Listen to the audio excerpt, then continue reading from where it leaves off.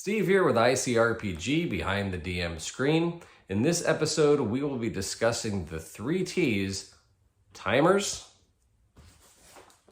threats, and treats. Like and subscribe. This section can be found on page 92 of the GM's Guide in the Master Edition of ICRPG. And by the way, thank you, Jonathan, for the Twinkies. It'll probably be my lunch today. And the 3 T's are essentially a mechanism or a series of mechanisms designed to make gameplay faster and just in general more fun. There should be a little bit of tension, and the 3 T's build up that tension. We'll kind of go through each one and talk about how they can be used, maybe a couple of modifications, and how to implement them in your game.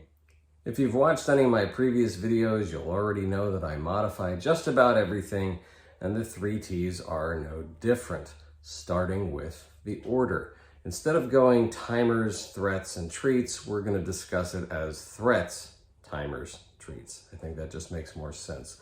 I'll show you why. Now, I realize that this depends maybe on how you were brought up in RPG, but for an old schooler like myself, threat is everything. Threats are the reason we play the game, right? It's the reason adventurers go adventuring. They chase after the dragon. They try to stop the evil wizard that if they don't do, he's going to do bad things.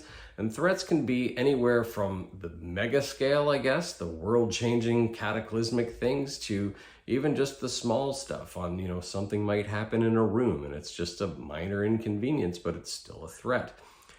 I guess you could play an RPG where you're just sort of wandering around, getting treasure or solving puzzles, but, for what? So your character can get rich and retire in Florida? I don't know. That's not super appealing to me. Maybe it is to some, but for me, everything about role-playing revolves around the threat.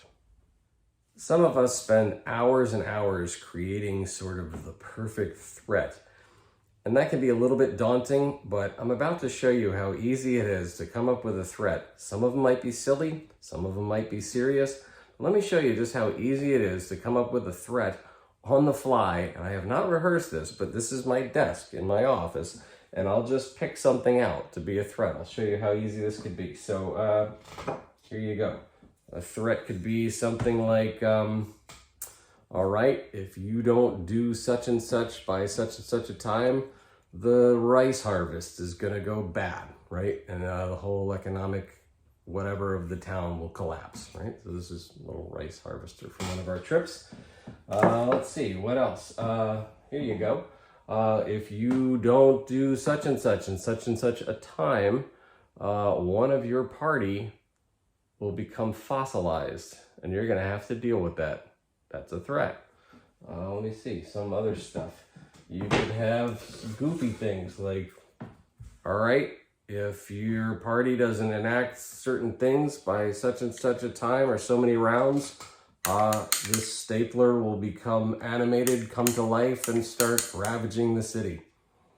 I don't know, sounds goofy, but it's a threat, right?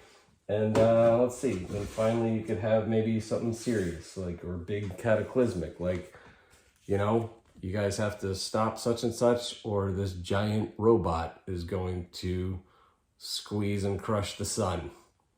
Yeah, these are, all threats. Again, I just looked around my desk. You can do all kinds of things. A lot of things can inspire threats. And just the main thing is to tailor the threat to the circumstance, and your party level. You don't want to obviously have, newbies or whatever trying to go against some giant, huge, evil wizard that's just going to obliterate them right out the gate or something like that. But you can do minor threats and see just how they handle it. It kind of builds up their confidence, builds up their self-esteem, whatever, but gives them a little bit of a challenge. And sometimes the goofy ones actually turn out to be the most fun. Now that you've established your threat, it's time to determine the time. In other words, how soon does that party have to do X, Y, and Z before that event or that threat takes place, good or bad, right? ICRPG recommends rolling a D4, and so whatever you get, it's that many rounds or that many turns, X, Y, and Z happens, or the threat is enacted, so to speak. Again, good or bad. I think the D4 can be a little bit limiting personally. You can certainly go with something like a D6 or a D8, but I wouldn't go much more than that, because what you don't want to do is have the threat drag out. If people have 20 rounds to deal with a threat, it gets kind of boring. You have to have a sense of urgency, and you have to make it too, so that, like, for example, if they see that they're running out of time, they might have to cut and run without actually meeting the challenge.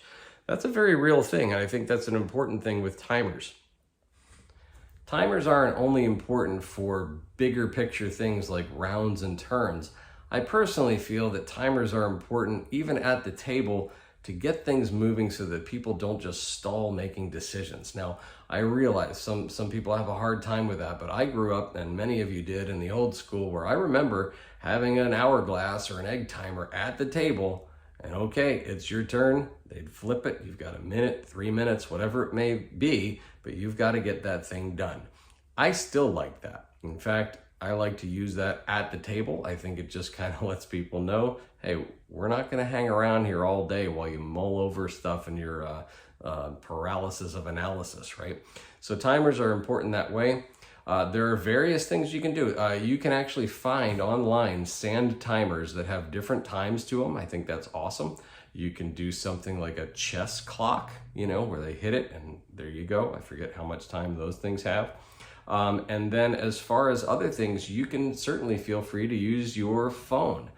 Even on the big stuff, the rounds. Like, let's say you don't necessarily want somebody rolling a D4 and ending up with a 1. Like, in one turn, this is going to happen. You might have had to sort of tease that out a little bit to get the action to go a little bit longer. So what you can do is actually ask SIRI, I don't want to say it because otherwise it'll enact, to determine, say, a random number between X and X, right? You want it to go no less than this and no more than that.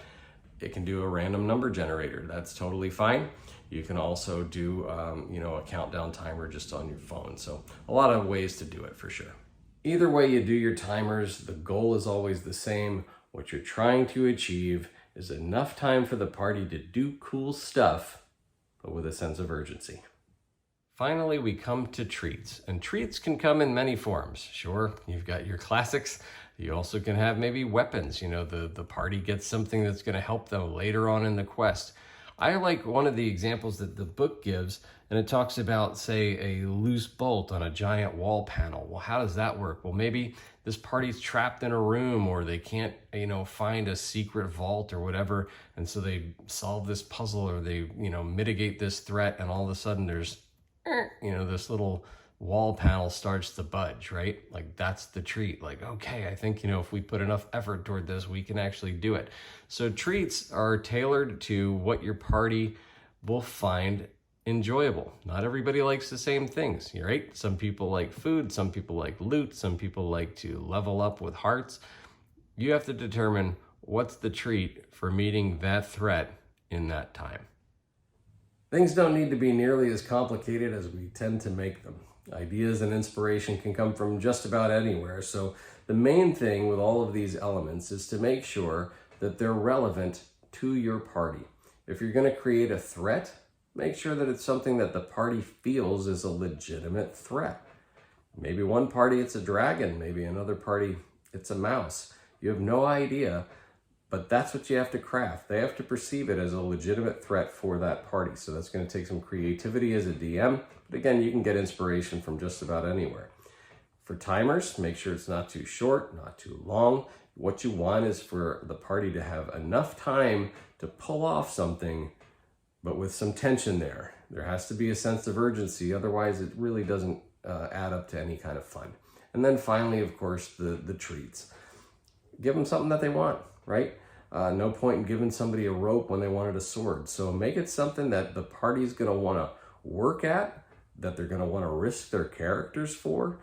Just kind of think what is intriguing to them, right? So again, that takes the DM just a little bit of paying attention to the needs of the party, but it's not that hard and doesn't need to be that hard. Again, thanks for watching, and may your dice always roll with advantage.